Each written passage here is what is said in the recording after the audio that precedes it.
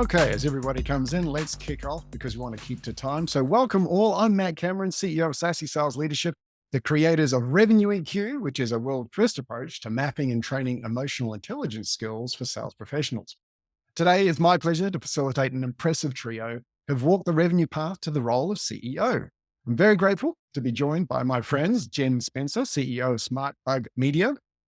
SmartBug's a full-service digital agency that's a 2 times HubSpot Partner of the Year, and Jen has been SmartBug's CEO for just over a year and was formerly the president and CRO.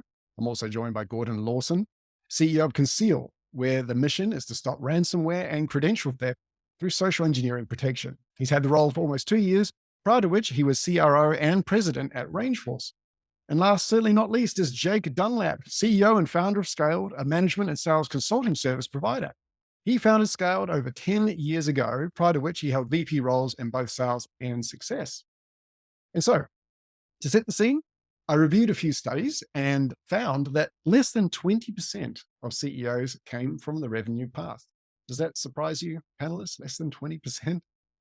And today's discussion is focused on helping you beat the odds and to succeed in the role when you arrive. Studies of tech companies specifically showed that they had several common traits, which is quite interesting to me. Most worked at large organizations previously, and the reason for that was that they had best-in-class opportunities for leadership skill development. And nearly all of them said that they had built a support network of people from whom they could ask questions and seek guidance from.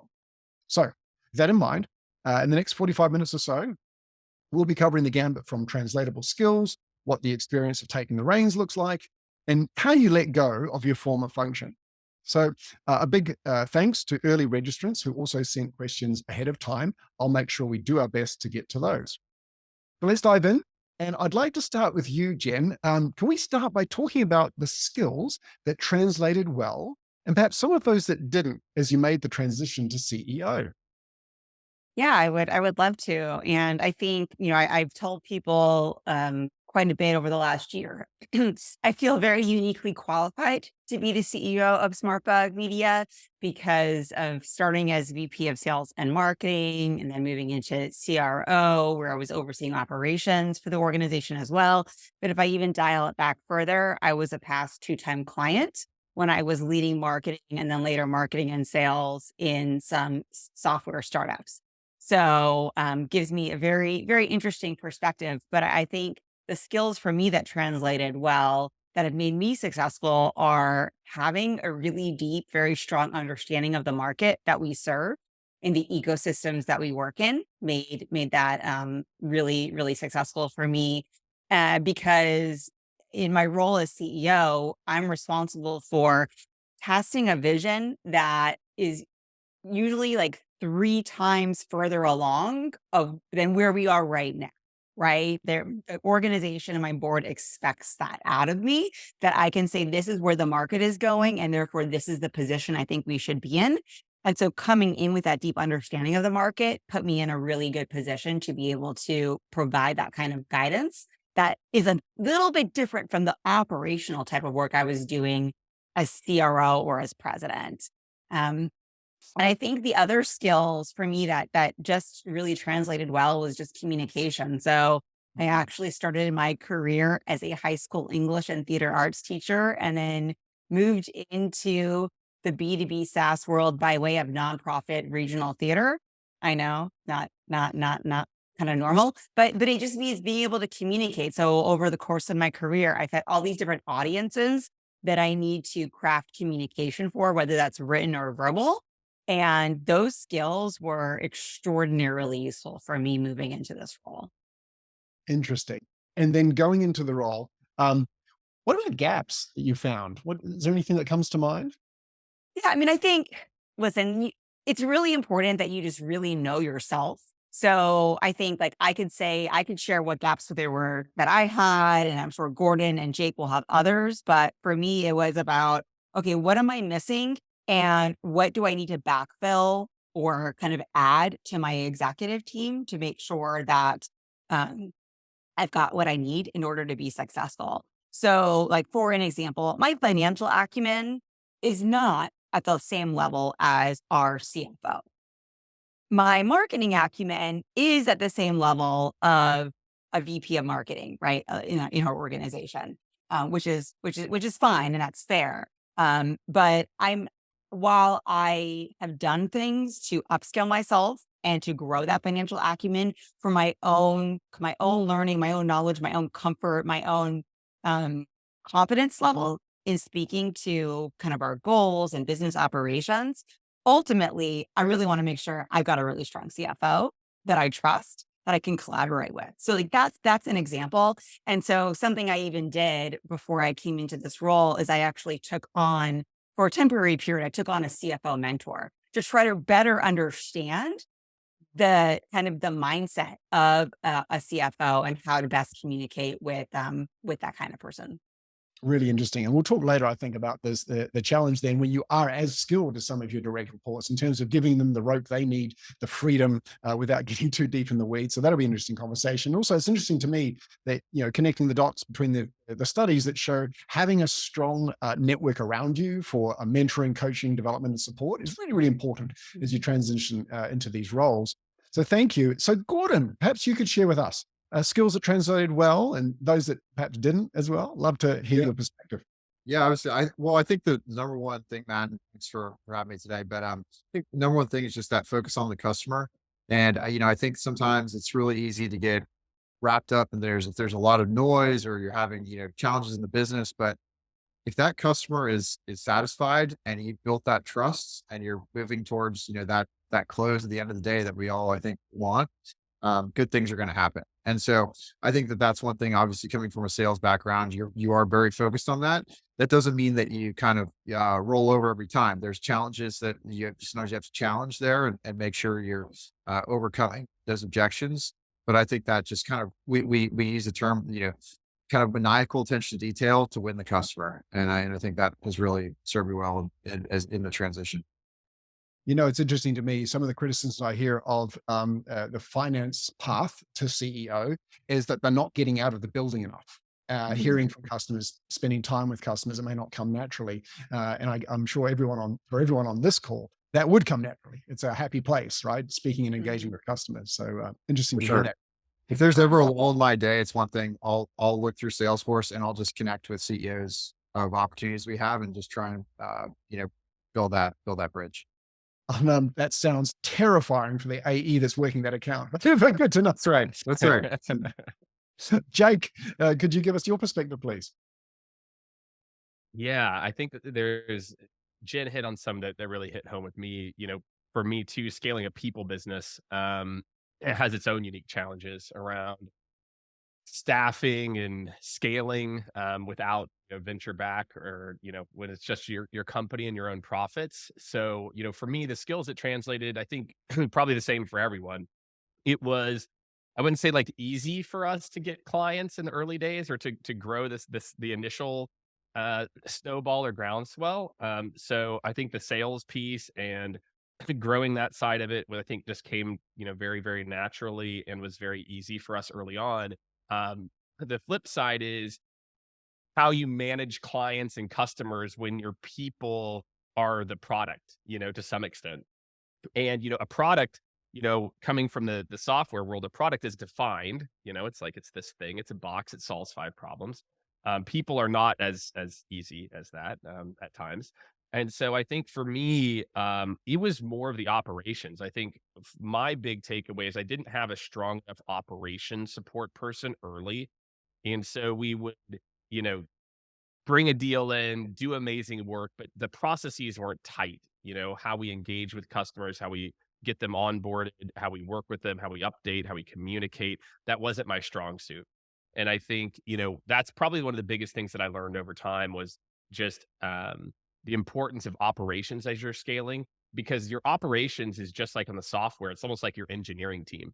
And, I hadn't scaled an engineering team, which is like the product of, processizing the product as a part of that. So I think obviously like for all of us, the sales component was very easy. The finance piece, again, I think was another challenge. And Jen hit it on the head, at least for me, as a sales leader, it's like sell first, ask questions later. And, you just think that you're just going to grow, grow, grow. And again, as you're scaling a people business, it doesn't scale like exponentially. My cost scale is, somewhat as my revenue scales. So I think finance and operations are areas that I was in. I had some natural strengths around project management and logistics, but I don't think I invested as much time because I think it can be very difficult. Maybe Jen and Gordon can relate or not. It's like, we're as humans, we kind of, you gravitate toward what you're really good at. And when you're running a business, you got to stop yourself from doing that at times. Lean into the strengths, but also realize that I got to have that 1 hour finance meeting every single week, even though I don't enjoy Excel as much. So I think that, for me, it's obviously the sales skills that translated to marketing skills, but I think it was finance and operations where it took me time to start to realize that I needed to have more discipline and surround myself with, a stronger team too. This is an interesting point. Jen, do you have a chief of staff? I don't have a chief of staff. We're about a 200-person professional services organization, and because I was nodding along, I get a lot of what Jake was sharing. But when I came into the role, I was able to step into a number of processes that had been established, right? But I did kind of really take over in scaling us more from like 50, 60 people to where we are now, which was a pretty kind of big lift in my role. But I was just thinking about like, just kind of reflecting, just as Jake was just sharing, and Gordon was sharing, one of the things that my board signed me up to do when they offered me the role of CEO was I did a 2-week program at Wharton, part of a professional development group. And part of that is a really intense simulation where they force you to take on a role that you're least comfortable with. So I was not allowed to come in and run sales and run marketing for my pretend Fortune 500 company. I had to go in and I had to do operations, which was really painful, but also was really helpful to like be able to test on something with that level of talent there to support you. So that was just a really cool experience. And believe me, if no one would have forced me, I would have jumped right into the sales seat in that simulation. Well, would you say then that's an interesting takeaway for aspiring CEOs, right? Is this concept of being able to, sweat in training. So you do a safe space role playing, I've done these simulations. It's very realistic, is it not? And you feel the pressure, especially when you're surrounded by smart folks. Yeah. Oh yeah. That competitive drive. Oh, that just kicks right in. Oh, that's awesome. What about you, Gordon? Have you got that chief of staff support? I don't have chief of staff. I mean, we're less than 50 employees now, but we have some, very strong CRO, very strong finance lead. And I think, short of a simulation, there's another way that I think you can really practice this role, right? And I think that is being in the boardroom early. I know that there's some CEOs that maybe won't bring their SVP of sales or certain executives in. Yeah, it's like them in the finance lead. I don't think that's right. I think outside of the executive session, you should always have your functional leads briefing the board. And when you're one of those functional leads or a CRO, SVP of sales in this case, that is incredible practice for the kind of questions that you would get as CEO. And for me, I was lucky enough to do that with a few companies before. And I feel like you kind of get to know in our case, the questions that a venture capitalist would ask. You learn to speak in their terms, and that gives kind of that finance training and that finance mindset ahead of sitting in the seat. I think it's an excellent point. And for folks who are listening, another way to do that, if you can't get in the room, something I've seen is the after action review and a pre-brief. Like, so if you can be mentored by your CEO, look, this is how I'm preparing for the board. This is the deck that I'm taking them through, and then do an after action review. It's a way of almost being there. Yeah. I think that's, so it's a great call out, Gordon. You need exposure to those board level thinking, the strategy. So that segues, I think, quite nicely. Now that you're in the CEO seat, what did you expect and what did you not expect about your focus and allocation of time? Now you're at the holding the reins. Gordon. Yes. Okay. Well, I think a couple things there. I think certainly for us, we're in cybersecurity. We're working in a very complex environment. Nation state actors that are doing really damaging harm to companies around the world, and so that technical expertise and acumen is critical for us. And for me, understanding the conceptual pieces of that, but not being a hands-on coder really forced me to have to find, I would just say, world-class technical talent, which we've been lucky enough to find that, but it's not easy. And even folks that may appear to be that on paper are not always the folks at a certain stage that can get hands-on and really, really build exceptional products. So I think, understanding how to interview for those sorts of roles and recruit and bring those type of people onto the team have been something that's probably, that I didn't really appreciate as much, but now I've really gained an appreciation for it. Got it. That's interesting. I think you're in a unique situation there. You can't get that wrong, can you? You're up against some pretty impressive actors. Exactly. Yeah. Yeah. Jake, what about you? Time and focus allocation. Oh, I mean, it does feel like you are focused on everything at any given time. I think Jen mentioned this before. I think what I try to do is structure and look at my day, and am I focused on things that are going to move the business forward? And so what I mean by that is it's not that I'm not doing a lot of tack, like, this here, this year around, whether it's everything from payroll to a customer, interaction. But I do feel like one of the things that I make sure that I'm focused, I've always had this mindset. I call it 80-15-5, which is like 80% of my time is focused on the now, 15, I call it midterm, 5 is long term. But I feel like as a CEO, I have to shift that more because I feel like it can be easy. And I fell into that trap for sure. And still do from time to time, where I find myself like doing things in the business and getting into parts of the business. And because it feels good to check boxes, it feels good to, like have wins and work with the team more hands-on in certain aspects. And I think what I try, and again, I'm not going to act like I figured this out for forever, but I think one of my biggest lessons now is being in this seat is, you know, yes, you might be able to do it better, right? And in certain cases, maybe in your own opinion, exponentially better.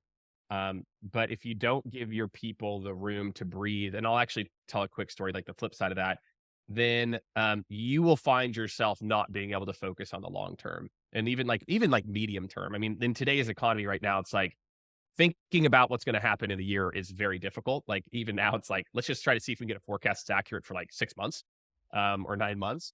Um, so I think there's that, which is like, making sure that I'm giving people the room and not having to go, like not feeling like I need to go in and because I think I can, do it better. But I will say that there's the other, which is the flip side, Matt. And this is something I made early in my career. So for a lot of people that are thinking about making that move, in sales, we're very like merit based, like, oh, I was, really good at XYZ. Now I'm going to get promoted. And the issue that I found is like I found myself hiring people and putting them into roles that they weren't ready for yet. I think it came from that like sales leader mentality. And so that is, I would say, one of the biggest learnings I've had, which is make sure as a CEO, I'm providing rooms for people to grow, but I'm not putting them in roles where they're over their head early. And I think that there can be a real desire early on, especially as you're scaling early, to be like, well, what about, Byron? Like, Johnny, he's in a good, he can maybe do this. Like, yeah. Like, okay, like he's a good fit, you culture people. And I think over time you realize like, at certain phases of scaling, you need people that have been there and done it.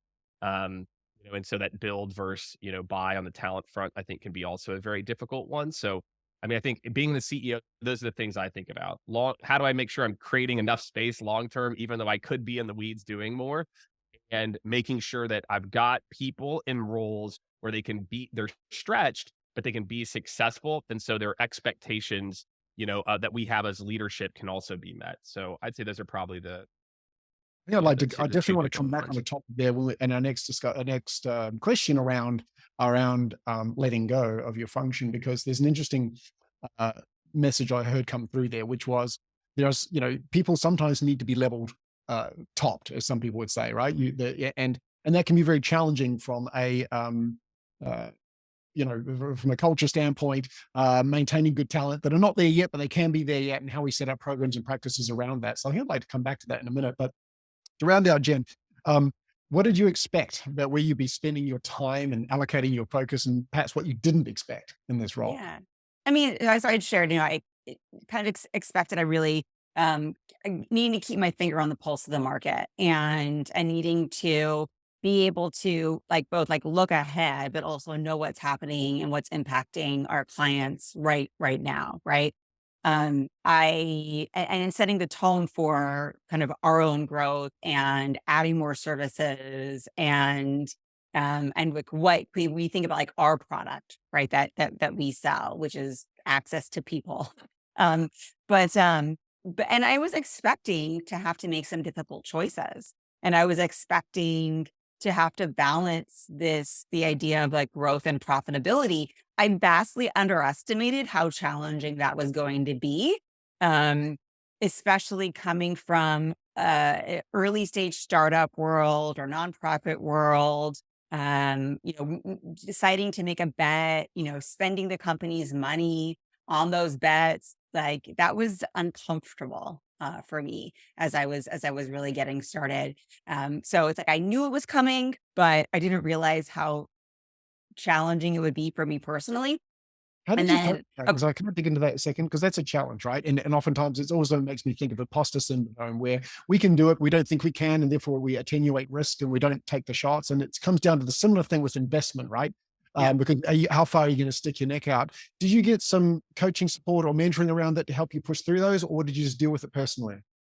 Oh, definitely. So I was in a very fortunate position where I'm the second CEO of SmartBug. So our founder is our board chairperson and spends as much time really as I need, mentoring and coaching. But at the same time, he'll self-admittedly say, well, I've never grown this company to the size that we're at now or to where we're going. And there's also a reason why we tapped you to do this. And so, he continues to tell me, trust your instincts. They're usually right, So it's just kind of hearing that is really helpful, is helpful as well. But there's something that's just daunting, a little daunting about saying like, okay, I have all of this data that says this is about what we should do. But at the end of the day, there's also some kind of a bet. There's some kind of hypothesis that you're going to have. If you are a very growth driven organization, you're not always going to have this perfect data story telling you where kind of what step to take next.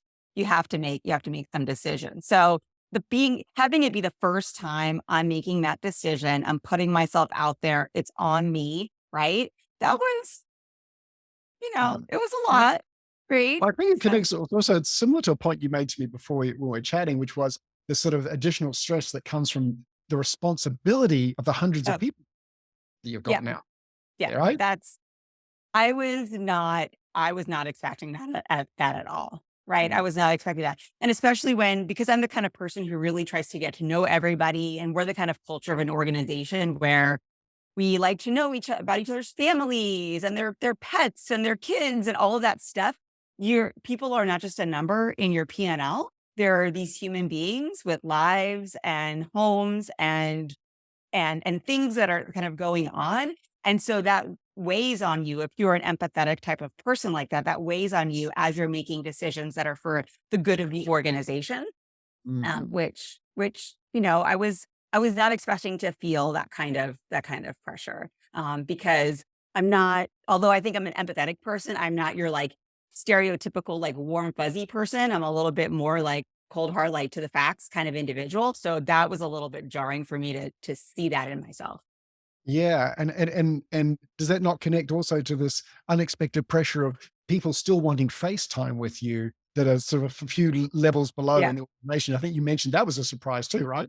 Yes. And I mean, I think that is a reflection of like, I grew really fast in the organization. So in 5 years, I went from leading a small team to leading the entire organization. And so there are people I hired who went like from seeing and from talking to me every day or seeing me multiple times a week, even being fully remote, to now they maybe get like once a month or like twice a month or maybe even once a quarter, depending on what the interaction is. And when I get the feedback in a 360, which we just got, that's like, I really met, like, I think feeling this lack of like getting time with me. I also know, well, there's only so much time I have in my day and I have to be looking ahead and I can't always just be dealing with what's happening right now in the organization. That's not the best thing for the company. but balancing that feedback because people expect like, oh, Jen just maybe doesn't like me anymore, or I'm not important enough for her anymore. Everyone has I'm smiling because feelings. it sounds like you're describing my relationship with my parents, when the other night, all those. So, okay, thank you very much. We should probably move Yeah. our last. No judgment, please. Our last question I'm going to direct to Jake was, and actually particularly interesting to direct this to you because Jake, you are acknowledged in the industry as being a go-to-market expert, and you've got a ton of experience, and you're running an organization that helps other people do that stuff. So the question is, how do you let go when you are the expert in these functions and you've got people that need to manage this for you? Right? I think you're like the perfect person to start with on this one. Oh man. You can say I wish I badly, could be you can like, say I'm badly if perfect at that's true. this, or I'm so amazing at it. And I got to be honest, I feel like it's 10 years in, and I feel like I'm just now getting better at figuring this stuff out. Um, you know, it's interesting, with my business, right? I started it from nothing, and we have no venture backed anything. Like we make all of our profit. It's this novel idea called a profitable business. That now with what's happening, I think a lot of people are more interested in. Um, and so very early on, I had a lot of different, I guess, stressors, but I was always focused again on like the growing the top line. And so I think that there's kind of these stories that you tell yourself as you're scaling a business of like, I have to stay a hold of this because if I don't let go, I've got these, there's no backstop. It's like me, Bank of America, and Capital One, right? Like that's kind of it. And so I think in my situation in particular, Matt, I've probably held on too long to some of this, especially around like sales and even maybe some influence on like operations and how it should be set up. Because I think I feel this weight of like, I have to do it. But what I've continued to find is that you can't expect people to do things the way you would do them. But that doesn't mean that they're not going to come up with the right outcomes or they're not going to get there eventually.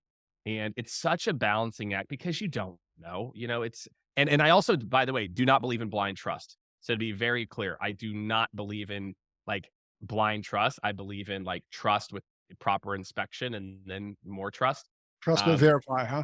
Trust but verify. And I think that, again, I would say like that's kind of my take on it is like, for me, I don't know if I let go enough early.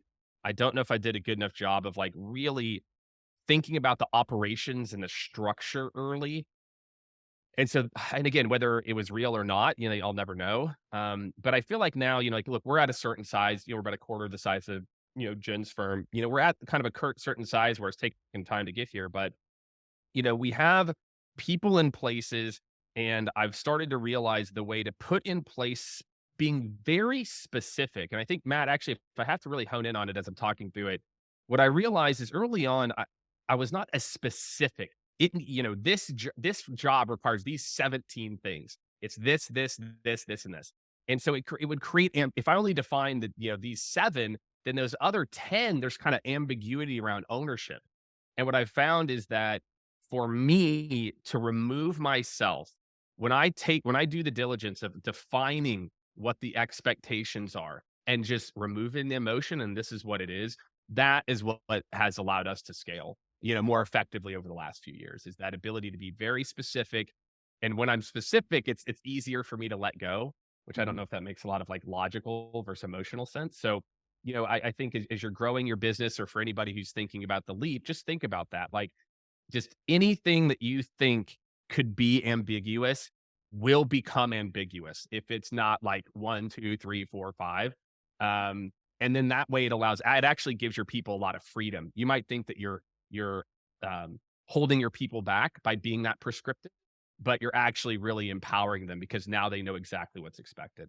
We need to know which lanes we're swimming in, right? So something I've seen, particularly in a situation like Yeah. Jen, where you've ascended from within a peer group, is actually getting the team together and outlining, as a CEO, this is what I'm accountable for and responsible for, and let's agree in each of the functions, and then perhaps some sort of a virtual contract where we basically agree, here's when I will stick my nose in, or this is the support I'm going to give to this specific thing. But I understand and agree that that's yours, right? Mhm. And you have my invitation and permission to push back. If I slip off the rails and I'm in your lane, Yeah. you can push back. Yeah. Yeah, I think it's interesting. I had like the biggest aha when I was reading Brene Brown's book, Dare to Lead, when she talks about the concept of painting it done.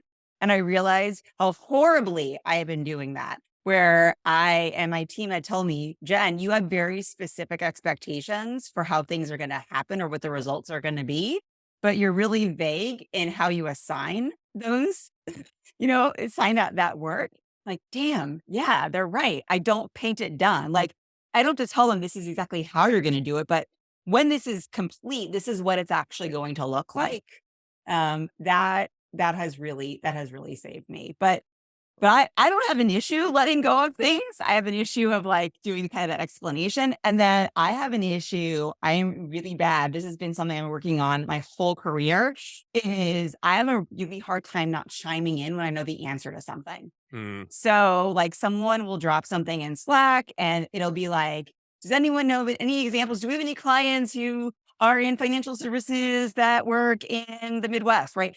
And I'm like Johnny on the spot, right? With like I've got all this institutional knowledge and I've always been that way. And it's really, really bad. So I have to stop myself because otherwise I'm literally training everyone not to do their jobs. I'm training them that I'm going to jump in and I'm training them that not to say anything because what if they're wrong? And I kind of overrule everything. And this has taken a really long time for me. In fact, I was head of marketing at a software startup one day. It was like late on Friday, and I'm like pissed because I'm like toiling away doing something, and everyone's gone. And my peer, who was the head of sales, came in. He's like, "You did this to yourself. You literally trained everyone in this building that you're going to handle it." And I am still a work in progress on this one. I'm just like, I raised my hand. I testified. I was like, that resonates so much. And I think, there's a Steve Jobs. I literally just heard this, Steve Jobs, I guess like how he works, or not Steve Jobs, Jeff Bezos. His framework is he's always the last one to talk. And I'm with Jen. I'm just with you 100%. Like as you're talking, I'm like, oh my gosh, I know that feeling so much. But you are so right that if you, but we've all seen this on the sales floor too. Like, there's that rep that you kind of, jumped on a few too many calls and now you've nurtured the dependency. And now like, she or he can get to 80%, 70, 80% of quota, but they can't get to 100 unless dad jumps in and, does it. And I think when you think about doing that across your organization, you can create a culture of that. And I've just had to be very, we just did these different documents where as I've clearly defined the roles, I'm like, this is your thing now. And it's just like, Jake, you're not attending that meeting. Stop showing up. Exactly. And right. I think it can be hard. It can be hard. So I know Jen, Gordon I makes- feel everything you said. Yeah. And I think we all experience the same thing. It's part of our leadership ascension too, isn't it? Is not training people to be dependent. And Gordon, I know you have some points about thinking about chain of command and respecting that. So I'd love you to chime in with your experience here. Yeah, no, I mean, I think, I probably have a double whammy here, former military guy and sales leader. So I got, multiple things probably working against me and not the best way sometimes. But I think at the end of the day, everything here is such a valid point. The way that I would think about it too is obviously you can't jump in over the top. You have to give people room to do what they need to do. But I also, we talk a lot about velocity at the company.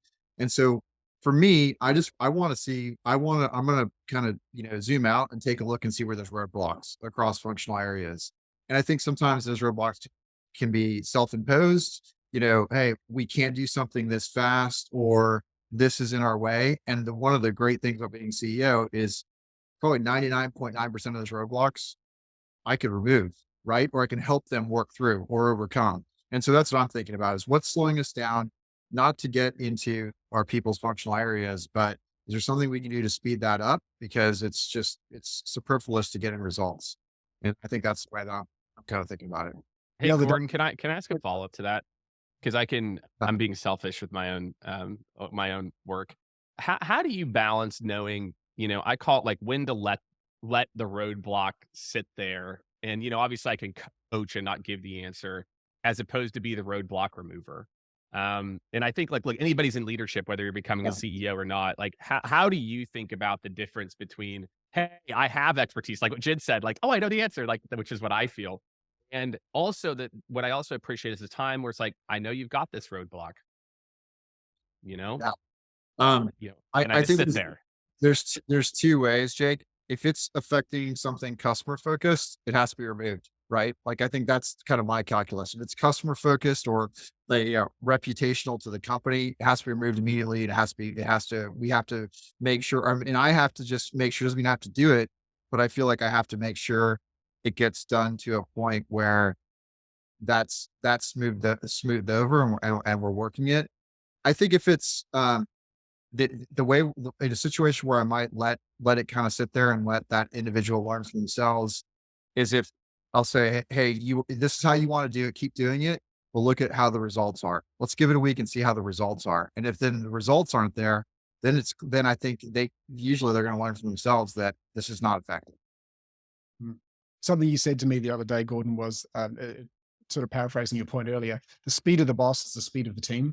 And I kind of like that. And I like the idea that if they see that you're urgent about solving problems, then hopefully they'll behave in an urgent fashion so that you're not going to have these things sitting around for too long. Yeah, well, that was Lee Iacocca, but I read his biography. I love that line. And I think it's absolutely true. Just, challenge, push fast. And hey, we all know it's a balance between micromanagement, that fast pace and attention to detail. There's always a line there that I think all CEOs are having to balance, but usually I like to defer to action and move fast and bring people to me, bring executives around who buy into that culture. It's important for this culture you want to set. Perfect. Perfect. Well, you know what? This is a good time now to grab a few questions that have come in from folks. We got Rich's here, and Rich asked the question, and let's do it popcorn style. Whoever wants to grab it, and we'll see what folks have got to say. What skills did you need to proactively learn that aren't inherently part of the skills necessary to successfully lead revenue teams? So we heard a couple before. I think Jen was talking about the finance side of the house, but what else that didn't come naturally from your past? I mean, I'll say running a pro services organization, the balance of the operational side of things, like Jake was mentioning, of how many people does that take, and what are more profitable lines of business and what are less. And something might look really great from a top line revenue perspective, but then when you look at like that line of business, we have lines of business that might be easier to sell, faster to sell, might have higher ticket numbers associated with them, right? Values associated with them, but actually require a great deal of work from the organization. So really understanding that piece was something that I had to spend some significant time understanding and learning. Wasn't challenging if you understand that business, the framework of the business, but it wasn't a metric that I was measured against in the past. Interesting, isn't it? I mean, in professional services back in the day, we always talk about the 80% utilization benchmark and whatnot. And, in sales, I don't really think about that. It's all a top number. There's no EBITDA consideration. Good point. What about you, Jen? I think, yeah. Yeah, let's go ahead, man. I was just thinking along the lines of risk, and there's financial risk, of course, but there's there's HR risk too. Now, I think when you're in a sales role, you're hiring and letting folks go, so you kind of get exposed to that through HR. But and I think this past weekend showed a lot of people around the country and around the world how tenuous things can really be. So that certainly falls in the realm of kind of that macroeconomic finance risk. But there are very clear HR risks in the company that can shut a company down with the wrong decisions. And so having really understanding what those look like, having a great HR leader that you can rely on, having that advisory network to say, hey, how severe is this? Can I make this call or not make this call? Those are things that systemically can break a company. And I think you kind of have to you learn some of those through experience, but you need to really understand what you're dealing with when you make certain decisions. Nice. All right. Why don't we grab a question here from Peter? Peter said, this is quite a technical one. What's your methodology for deciding the annual sales target And how does it get weighted in this economic environment? Mm, I'll take this one. you I better mean, know it is something. so Thanks. we've already we're literally in the process of reforecasting already. I will tell you this. Um, I think one of the benefits of being a sales leader, former sales leader, CEO, um, is I know the realities of what's happening versus someone else's expectations of what they want to have happen. That's just absolutely not realistic. And so it's easier for me to say, okay, here's where we're at. What do we have line of sight to? In our business, our sales cycles are not long, right? So for us, our pipeline, it's very difficult for us to get visibility. We have like a portion of our revenue where we have visibility, let's call it, 14, 24 months out. And so I think you have to, in today's world, you have to be very honest. Hey, we're gonna reforecast. It's not a bad thing. It's to right size for where we're at now. And we're gonna reevaluate in 6 months. And and so I can tell you from talking to a lot of other organizations, they're taking a much different approach and a more similar approach to what I just mentioned. Um, to be more realistic and not just throw out numbers and figures because that's what a board wants them to. Um, I would say a mistake that I made. It's a really good question. Is forecasting growth because that's what you're supposed to do, and not focusing enough, like Jen said, on the processes and how to grow profitably as opposed to grow at all costs. We would have our best year ever and make almost no money, and I'm like, yeah, that's what you're supposed to do because I came from the venture world, right? It's like, who cares about money? Um, but as you're scaling your own business, you need to do that. So I just think it's like setting targets. What I've learned is I'm setting targets that are realistic, that we are actually scaling at the right rate, not just to scale because, like Jen said, like because we can generate top line with no bottom or negative bottom line. And now in today's climate, I just feel like you have to be very realistic about what's happening. And when things have a dramatic impact on the business, I don't think there's anything wrong with doing a reforecast mid-year. Gordon, what's your perspective on the approach? I'm interested too. Put you on the spot though. Yeah, it's people use different attainment ratios in terms of X many reps hitting their number at certain percentage, yada yada yada. How do you think about it? Is it top down, bottoms up, combination of the two? What's sort of the I perspective you think have it's on a it? combination of two. The thing that I've really kind of honed in on too is one of the metrics that I really pay attention to now are demo counts and demo conversions, right? Because that's ground truth. No, no, I know that's not setting quota, but that's ground truth of who's actually interested in buying your product. And now you can convert from, demo to quote to close. All right. So you kind of have those historicals. Okay. So we know that if those metrics stay consistent, now we know we can predict top of funnel going into the following year. We can assign reps to that appropriately, and we can, do the 70-80% attainment. I think 70% is probably more prudent these days, based on quotas. And this is all dependent on your type of product too, right? For us, it's a SaaS software. So we have very high margins and we can get maybe a little bit sportier than other industries. Um, but I think top of funnel, and if you're not consistently getting good top of funnel, both inbound and outbound, this is your worlds, Jake. This is all of our worlds, right? You better reassess what you're expecting people to do, because if it's not there, I don't think you can expect people to be doing, one rep to be closing $2 million in the next year. It's a holistic process to drive that level of success. Mm. So quick straw poll. The thing that I've often said to folks is you're allowed to reforecast once during the replan once during the year. And of course, when I was leading these groups, I would always, of course, delay that to the last minute because then you have more data, more right. Why would you not? So we're always trying to get Absolutely. up with the year. Has anybody had to reforecast like last year, for example? Was there a reforecast? Did anyone do that last year? We Yeah. did, and we Yeah. and we didn't do it very well. Like, I mean, I think um, sometimes you get a lot of people want to like look good's the wrong word, but it's like they want to be rose colored glasses, and I try to train our leaders. I'm like, do the opposite. Give me what you give me your, your 100, 110, 180. And we did. And we had probably 3 or 4 leaders that I think, um, you know, did the rose colored glasses version, but it was a learning lesson, Mhm. for them And as a you part of did it.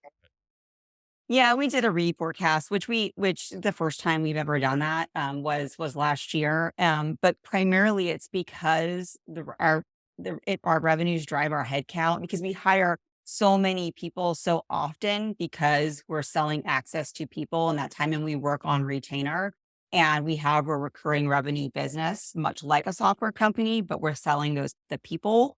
That it was really it was a little bit too challenging for our team to kind of wrap their heads around sort of what was coming next. It made a lot more sense to reforecast, and it was something our board sort of suggested.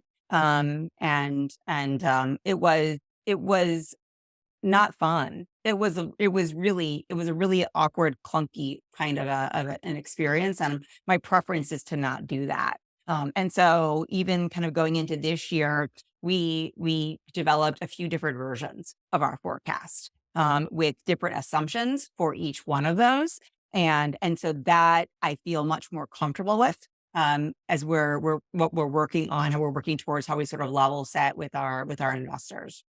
Got it. Well, I'd like to ask one more question from the group, and then we do our lightning round. This comes from Sid. So, as a go-to-market leader, cross-functional collaboration has been crucial. But now, as CEO, what learning do you have as you transitioned into the new cross-functional teams that are reporting to you? Things like product, engineering, HR, yada yada yada. Any thoughts from the crew about that? Anything that sort of comes up that's worth sharing? Do you think? I'll just say one thing is I think the language of sales is not the language of engineering. For sure, right? And I think that, and this obviously is dependent on people's personalities too. But I think for me, like, engineers, even product folks, they need room. They need to have clear expectations and clear goals. There's no doubt, but they need room to breathe. It's never going to be perfect the first time, right? And so that I think that space for them to, it's okay to make mistakes, add more time to every deliverable. That to me is something that you just kind of take for granted in sales because you can move things really quickly in sales. You can change messaging, you can do all sorts of things, but the back end of that of the infrastructure of the business is significantly different. And I think that I needed to, yeah, certainly learning from my side. Hmm. Anything from Jen and Jake? Anything in particular to add to that? No? Okay, cool. Well, let's do a lightning round. I'd like a final thought. Let's try and keep it under a minute from each of you before we head out today. I might start with Jen, if I may. Final thought to share with the group. I just think, final thought of if you're thinking, do I want to get to this role? Do I want to take on this responsibility? I think it's extraordinary to just be in a position where you have the ability to affect change at a very macro level that has a micro impact on your people. So being able to identify and like have bird's eye view of how the organization is functioning and what our customers are needing and be able to go in and say, all right, this group of customers need a little bit of a different approach. And therefore there are different roles that we need to develop in order to best meet the needs of that customer. First of all, it helps solve for customer challenges and help to retain, grow those customers, which is great, right? But then in addition, it created pathways for people who were getting to a point in their career where they were looking at the next job, the next level, and they went, I don't really want to do that kind of work. That doesn't look fun to me. That doesn't interest me. But because we evolved operationally, solving again for the customer, we were able to create these new career opportunities. So when I see people getting promoted inside the organization, knowing they wouldn't have if we wouldn't have evolved and changed, and knowing that you're in a position, you're the one who can make that kind of a call, is pretty extraordinary. That is awesome. Yeah, great thought. Gordon. Yes, well, I know when we started the call today, we were joking about where we all lived, and I'm here in Augusta, Georgia, and we actually moved the company from Northern Virginia to Augusta, Georgia last year. Everyone knows Augusta for the big golf tournament we have in a few weeks, but it's also the second largest concentration of military cyber in the country. We're the first commercial cyber company to be headquartered here. And I feel very honored and very grateful to really, I think, be transforming lives in this community. Very diverse workforce. Really, this is a field that has unlimited opportunities for employment beyond conceal. Just really, really cool to see the growth that's gone on as we've grown our team here. And I think to go to an area that most people in the US only know for one thing, but there's a lot of incredible potential for this cybersecurity ecosystem as well. I think it's awesome. Must be very rewarding. To your point, I mean, that this sort of opportunity, the sorts of careers that we can provide for people in tech just didn't exist there before, really. So no, that is wonderful. And Jake, final thought from you, sir. Final thought: if you can't go half in, meaning, I see CEOs or leaders that they've got a foot in the door of other things, or they're trying to do this. And it's not that you can't be one of those entrepreneurs who's doing like a couple different drop shipping businesses or something like that. I think that's different than what we're talking about, which is like actually scaling businesses with people. You better make sure you love leadership, that you know what you're getting yourself into, because leadership is not easy. When you're at the CEO, I look at the upside down pyramid. It's not that you're at the top. It's actually, it's all funneling toward you at the end of the day. And if you don't love it, if you don't, and there are hard days and there are hard times, it's going to be really tough to be a really, really successful leader. And I would just say that a lot of people now, like you think Jen said this, like, are opting not for leadership. That's fine. But just know, building a company is not an easy thing. We've all made a ton of mistakes on the way too. I'm 10 years in, and like Jen said, still learning. And I think, just really be honest with yourself about what you love and are passionate about, because you can make an amazing living as a number two. Hey, I don't want to be that. I don't want that responsibility, but I like parts of it. So just make sure you know what you're getting yourself into, and that you're, full pot committed. You can't put your toe in the water. Fantastic. Well, I want to thank all of our three guests today, Jake, Gordon, and Jen. Thank you so much for being with us. Everyone on the call, please make sure you find these good people and their companies on LinkedIn, easily found. And until next time, we'll see you soon. Thanks all. Thank you, everyone. Thank you.